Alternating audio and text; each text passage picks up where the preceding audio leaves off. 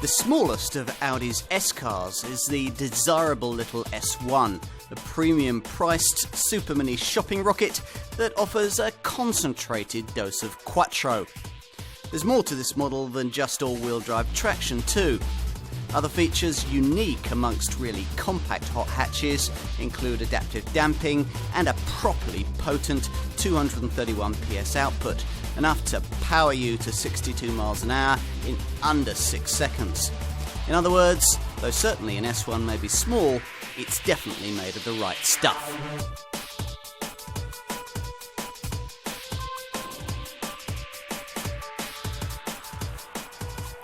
Four-wheel drive in a potent little hatchback offering around 230 PS beneath the bonnet is a formula that has worked well for Audi in the past. That's pretty much what their original S3 hot hatch offered when we first saw it back in 1999. A car these days much more powerful, but also far pricier. Beneath it, there's now space for an entry-level Audi S model to offer a more grown-up option in the smallest segment of a shopping rocket sector that in super mini size has never before offered four-wheel drive. Until now. Welcome to the S1. Yes, it costs the same as a bigger family hatchback-sized quick compact like a Golf GTI or a Ford Focus ST. No, you may not care about that, because an S1 is slightly lighter, slightly quicker, and comes with the added bonus of four-wheel drive. It's another example of the way that it can often make sense to downsize your fast hatchback by a class in order to get yourself something really special. Something like this.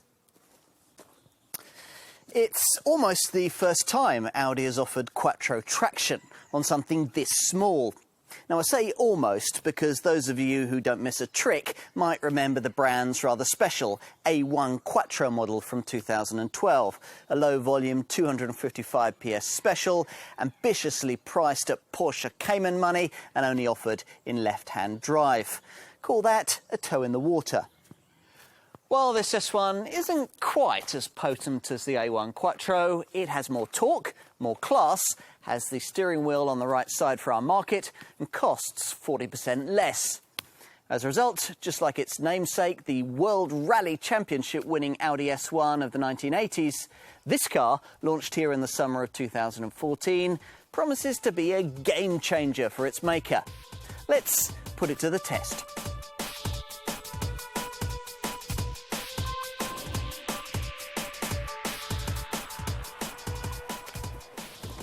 So, what's it like? Well, as with all Audi S cars, pretty subtle to begin with. Fire the ignition and the engine spins into a fairly unassuming idle. Yes, there's a hint of a bit of extra bass from the exhaust, but nothing that's going to have your neighbours calling the environmental health out on you if you need to make an early start. The engine in question might even be familiar, the clean, crisp, purposeful 2-litre TFSI unit found right across the Volkswagen Group in products as diverse as the Seat Leon Cupra and the Porsche Macan SUV.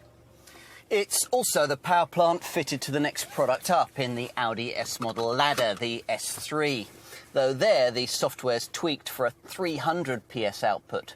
Here it's restricted to just 231 PS, though that's still rather a lot for a super mini-sized hot hatch of this sort, in a segment where the class norm is a 1.6-litre engine putting out 200 PS. So how will a car this small, with this much power, react out on the road? Time to try it. It's just as well this S1 has that bit of extra poke because it must carry around a mechanical configuration previously unknown in this class of car, four-wheel drive. That's the thing that makes this Audi different from any other really compact shopping rocket. And it's also the thing that makes this particular model different from any other A1. After all, think about what an A1 is underneath. A glorified Volkswagen Polo with rudimentary torsion beam suspension at the back. Not the sort of thing likely to be able to support a powerful quattro all-wheel drive setup. In creating this car then, the Ingolstadt development team had to fundamentally re-engineer it. Hardly the work of a moment. But then building all-wheel drive into something this small was never going to be easy. That's why no one else in this market segment has bothered to do it. Even Audi needed a dry run at the job, the engineers producing an exorbitantly priced limited run A1 Quattro model in 2012 with a back axle borrowed from the brand's TTS sports car to support the Quattro package. Now that was all a bit mix and match. With this S1 though, the job has been done properly with a proper purpose-designed 4-link rear suspension package installed at the back, along with a clever hydraulic multi-plate clutch for a Quattro system that splits power 60-40 front to rear most of the time, but can divert as much as 50% of the torque rearwards if need be. True, the bulky mechanicals needed rob you of a bit of luggage space, but who cares about that when the result's this good? If you're one of those hot hatch purists who don't like the idea of four-wheel drive on a shopping rocket, then you need to try this car. For goodness sake, we live in a country where it rains on average over 200 days every year. Conditions in which theoretical rivals like Ford's Fiesta ST or Peugeot's 208 GTI would be spinning their front wheels impotently. If you paid the extra to own this Audi, things are very different. Whatever the weather, you point at the corner, you plant your foot, and it powers through. That clever clutch can talk to other electronic systems on the car to further help you out too.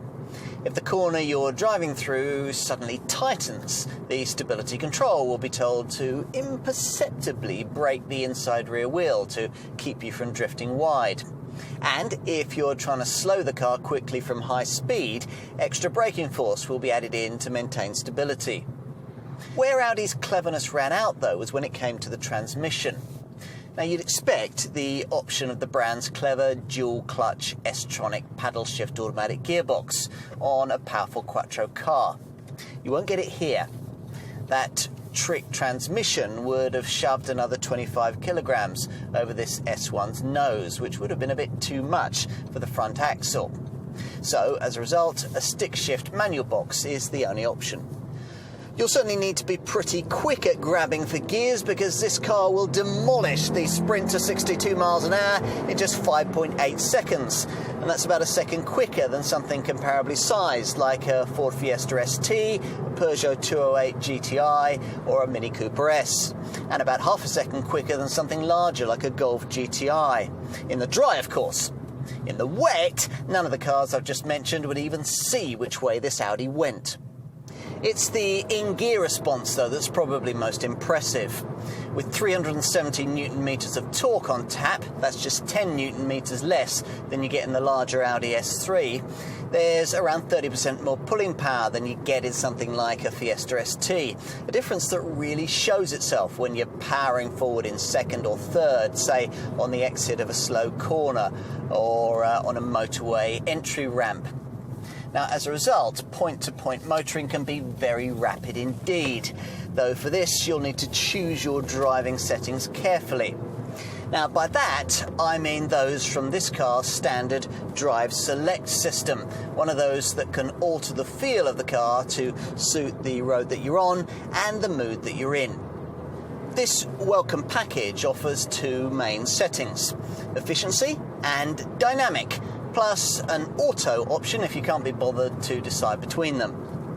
As usual, the engine management system and the air conditioning are tweaked to match the mode chosen. But more importantly, your selection will also deliver another feature never previously seen on a sporting car this small, namely adaptive dampers that either firm up or soften the ride.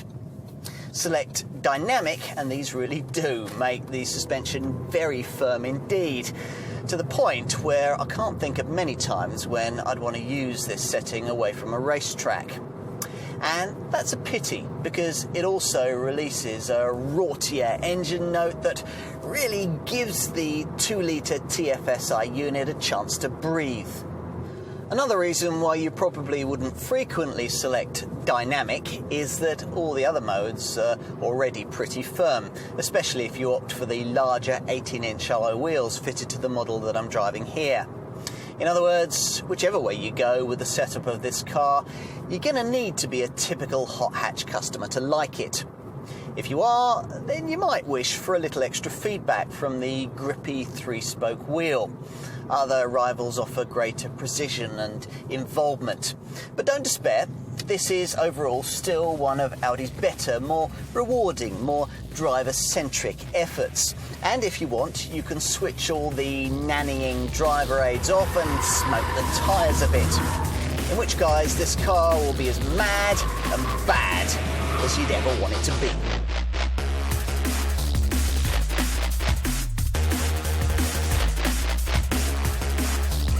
If you were expecting bulging Quattro-style wheel arches and big spoilers, then you might at first be a little disappointed by this S1. This car's got the extra cost Quattro exterior styling pack fitted, with its bigger rear spoiler, larger wheels and gloss black roof. Without that, to be honest, I might struggle to tell it apart from a more ordinary, sportily trimmed A1 model.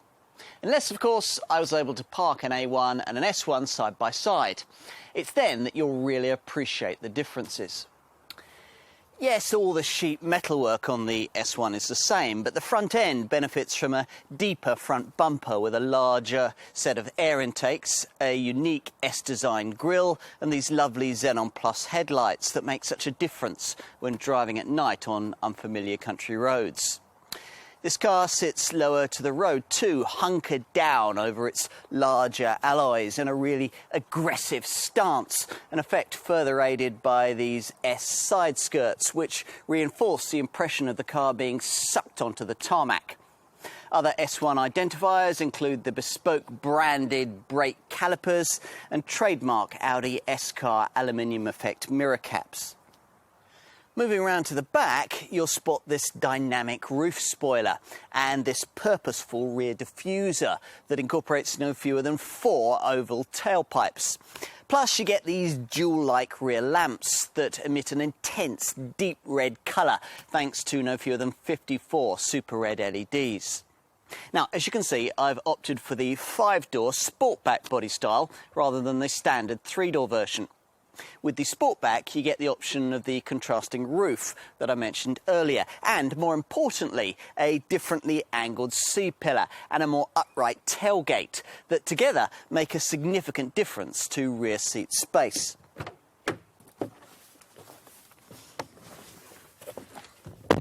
There's certainly more headroom than I was expecting here.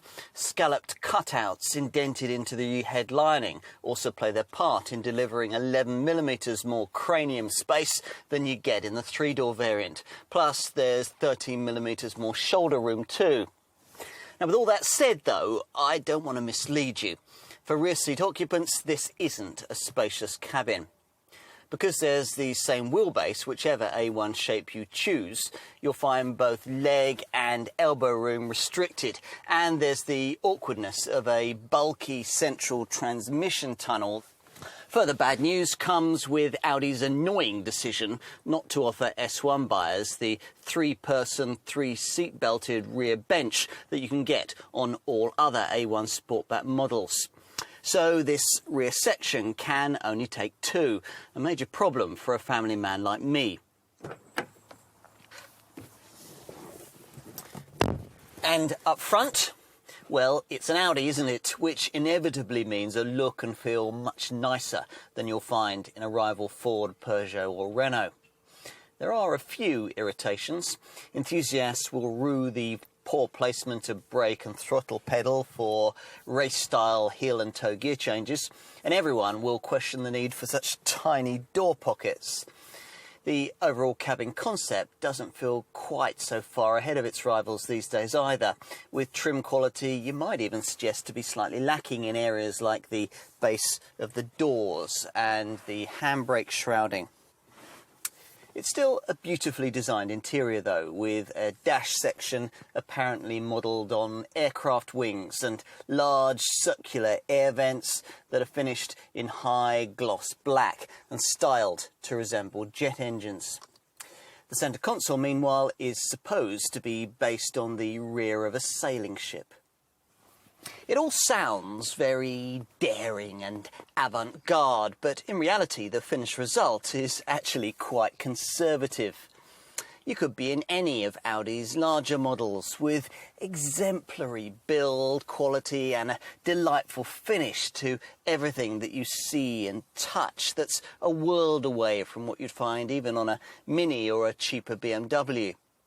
Take these lovely knurled metal heater controls, or the neat 6.5-inch retractable MMI infotainment screen, though here it doesn't automatically glide silkily out of the top of the dash as it would do on an S3. The question, though, with this car's high price tag in mind, is whether it all feels enough of a cut above any ordinary A1 model. The answer is that it depends on what you're looking for.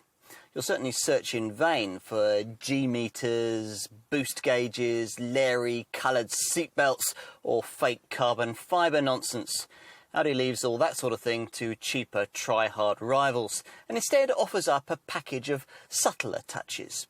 S1 logos on the floor mats, the door sills, the seats and the infotainment screen.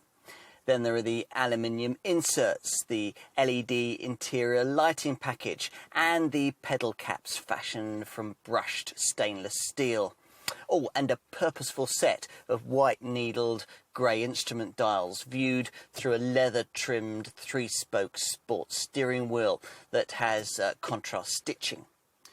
There's more contrast stitching on the cloth and leather trimmed seats, though in standard form these could offer a little more support, and that's one reason why I'd suggest that you consider the S Sports seats that I'm trying here with their integrated head restraints and fine Napa leather upholstery.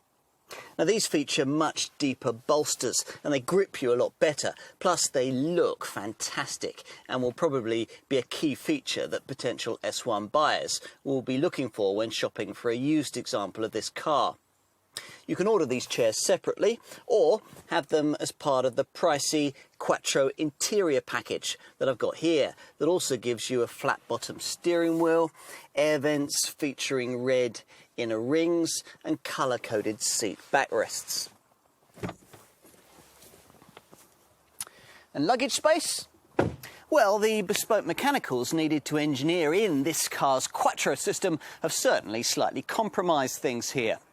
Whereas a standard A1 would give you a 270-litre boot, an S1 offers just 210 litres, regardless of the body style you choose. In the compact hot hatch segment, only Fiat's Abarth 595 delivers less, and even the basic boot of a Mini Cooper S is 30% bigger. It'll certainly be enough to make some potential buyers wonder whether it might be worth trading up to an Audi S3 model with a cargo bay some 60% larger. If you can make do with the room on offer in this S1, then you'll probably want to be able to make the best use of it by paying extra for the optional luggage package that I have here. This features divided storage compartments under the loading floor, though unfortunately in this case they're mainly taken up with the optional Bose sound system. Fold down the split folding rear bench and this S1 fares a little better. Again, the total capacity falls over that of a standard A1, down from 920 to 860 litres.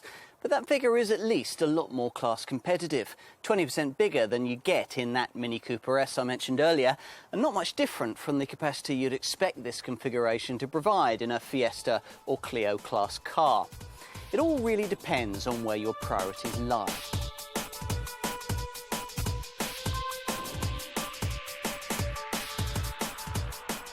If you're seeking to justify the cost of this car to yourself, it's helpful to remember that it's essentially the same as the limited-run left-hand drive A1 Quattro model that Audi produced in 2012, which sold for over £40,000, which makes the £25,000 asking price of this fully-fledged production S1 look very good value.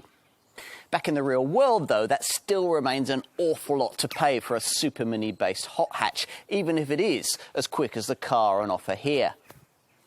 And remember, you'll need to add around £730 to that tally if, like me, you'd prefer the extra flexibility that this 5-door Sportback body style gives you over the standard 3-door version. Either way, you're looking at having to pay £5,000 or more over the asking price of a conventional small GTI, cars like Ford's Fiesta ST or the Renault Sport Clio 200. But then look at what you get in return. Greater power for a start. You get a properly sized 2-litre engine rather than the kind of little 1.4 or 1.6-litre unit everyone else in the smallest hot hatch segment offers.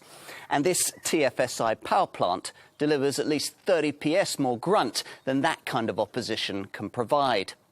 Plus, if it's damp, this S1's advantage over other little shopping rockets will further increase, since it's the only car in this class with 4-wheel drive.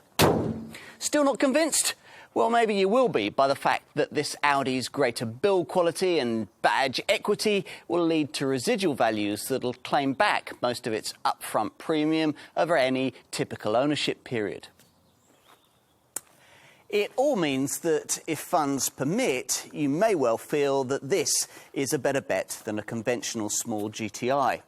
The tougher question, though, is whether an S1 would also be preferable to the kind of larger Golf or Megane-shaped hot hatch model that, after all, you could certainly have for much the same kind of money, say a Golf GTI or a Megane Renault Sport, maybe even a Seat Leon SC Cupra. Even here, though, the Audi proposition remains tempting. Yes, an S1 is smaller than something family hatch-sized, but it's also a little faster. And again, there's the unique selling point of the kind of 4-wheel drive system that's a real boon in our changeable climate. From a personal perspective, it's all-wheel drive that would really sell me this Audi. And if it's a non-negotiable feature for you in a compact performance car, then your only real alternative to an S1 is to find a plumper £30,000 budget for something like a Subaru Impreza WRX STI, a Volkswagen Golf R, or Audi's own 300 PS S3. Frankly, I think the S3 is this S1 model's biggest threat to sales. Add a few extras to this car to create an example like the one that I have here, and you'd quickly find yourself paying S3 money. And for S3 money, I think I'd rather have an S3, particularly as that car can offer an S-tronic auto gearbox option. Engineering complications have meant that this S1 is a manual model only. But I digress. We're talking about the S1, and in my view, £25,000 is far from an unreasonable ask for a car this talented. It's also very well equipped as standard. Clearly, most of the budget has been spent on the parts that matter, like the engine, the custom rear suspension, the Quattro chassis and the Drive Select system with its adjustable dampers, a setup that allows you to fully tweak the response of the car to the mood that you're in and the road that you're on. Mind you, that doesn't mean to say that Audi came up dry when applying the finishing touches. Outside, S1 specific bits include parallel spoke S-Design alloy wheels of at least 17 inches in size, plus a range of S-Design body styling touches and an S-roof spoiler. Move inside and you'll find part leather S1 embossed seats, a 3-spoke multifunction sports wheel, door sills with bespoke aluminium inlays, lovely stainless steel pedals and a unique gear knob. You also get electronic climate control, automatic lights and wipers, and a full LED interior lighting package. That's on top of refinements you'd find shared with some other A1 models, like Xenon Plus headlights, as well as Bluetooth phone connectivity that you activate via a 6.5-inch manually retractable folding dashboard screen, the kind of touch a Fiesta ST owner could only dream about. It's from here that you control the standard 6-speaker audio setup with its iPod connection, SD card reader and aux-in socket, though the system only puts out 180 watts, possibly because Audi wants customers to be tempted into paying the extra for the thumping 465-watt 14-speaker Bose surround sound package that I'm trying here.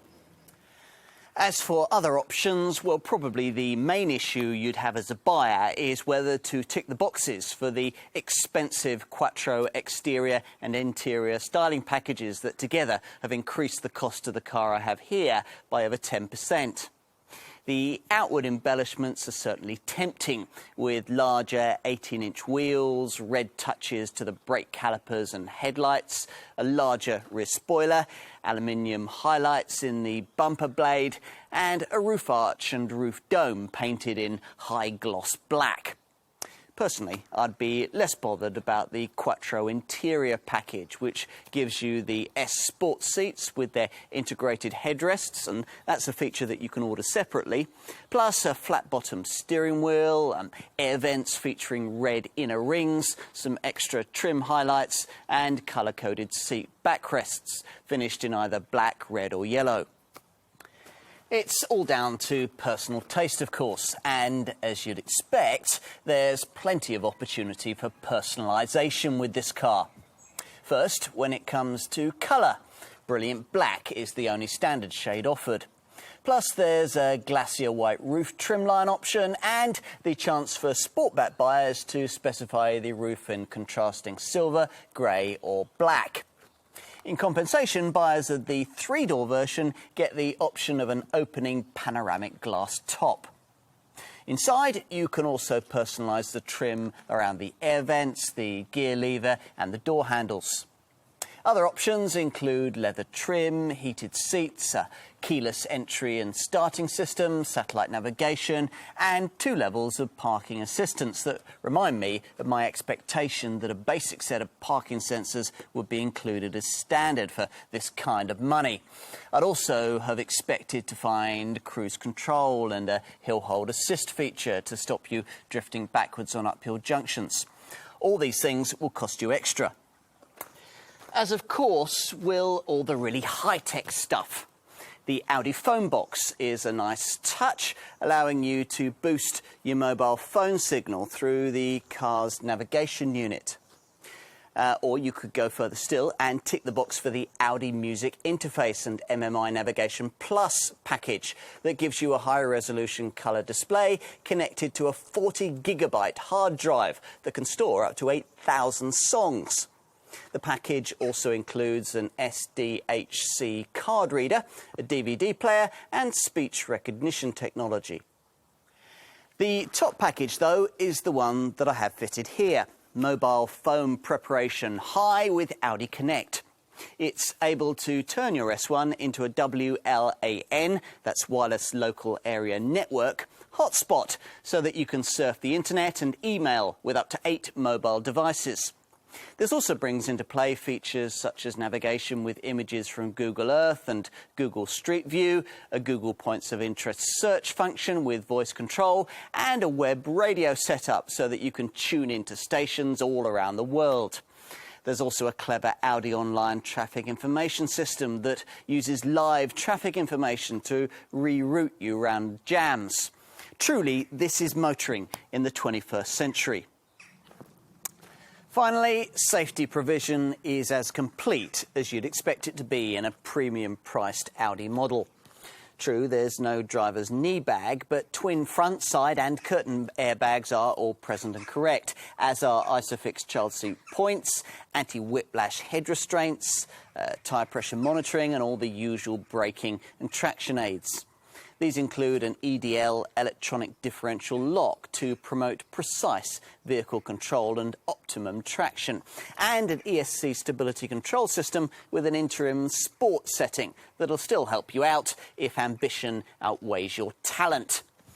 For wet conditions, there's also a brake drying system that, by intermittently and very lightly automatically applying the brake pads, keeps them continually dry and ready for optimum disc contact. Options include a high beam assist feature to automatically dip your headlights for you in the face of oncoming traffic.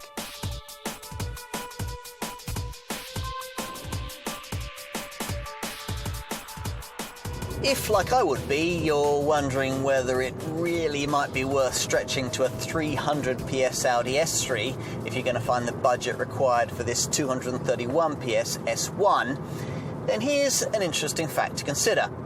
There's absolutely no difference between the two cars when it comes to fuel and CO2 returns. So, just as with Ingolstadt's larger, more powerful Quattro hot hatch, this one delivers 40.4 miles to the gallon on the combined cycle and 162 grams per kilometre of CO2. Now, perhaps we shouldn't be surprised. The two models share the same 2-litre TFSI engine. It's only a software tweak that ups its power output in the S3. Perhaps of more interest, though, to potential buyers is how these figures stack up against the hot hatch class norm. Now, you might expect the S1 to struggle a little. After all, no direct rival has to carry around the extra weight of a four-wheel drive system, and the Super Mini-sized GTI competition uses smaller 1.4 or 1.6 litre turbo engines. On top of that, engineering constraints have prevented Audi from offering its more efficient S-tronic twin-clutch automatic transmission system, so it's a stick-shift-only range. In the event, the running cost penalties imposed by this S1 aren't too off-putting. It's certainly far cheaper to run than, say, a Megane Renault Sport or a Subaru WRX STI, and offers pretty similar stats to those you'd see from potential two-wheel drive rivals like BMW's 125i M Sport or Seat's Leon SC Cupra. True, you'd get 7 or 8 miles more from every gallon while putting out around 15% less CO2 in a similarly sized Ford Fiesta ST, a Peugeot 208 GTI or a Mini Cooper S. But then these are less powerful two-wheel drive models. They're also cars that will depreciate much more heavily. The only way you can really lose with this S1 when it comes to residuals is if you load it up with pricey extras. Of course, as with any hot hatch, on those occasions that you drive the car in the manner intended, you won't get anywhere near the quoted figures. But in between bouts of red mist motoring, the quoted stats ought to be relatively achievable if you click the Drive Select system into its efficiency mode and keep an eye on the efficiency indicator in the driver information system. Insurance is Group 33E.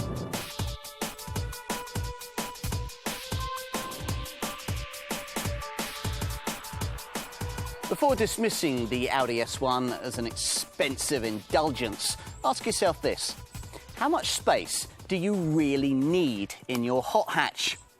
Yes, for similar money you could buy a slightly larger car of this kind, something from the next size up, like a Golf GTI or a Megane Renault Sport, maybe an Astra VXR or a Focus ST. The question is whether you really need to. Typical buyers, after all, don't usually choose their shopping rockets prioritising rear seat room or boot capacity. So what if you could trade a little of that and get something far more useful in return? All-weather traction. Plus, if as well you could get a little more speed and residuals offering a lower set of running costs, you'd be all set. Such is the appeal of this S1. It's not perfect, of course. On a dry road, some larger or less powerful models in this segment might feel a little more involving, and maybe there'd be better track day tools too. It's also hard to ignore the fact that in buying this car, you'll be paying around 20% more than you would be for a comparably sized Fiesta or Clio class GTI. In return, though, you're getting something quite special.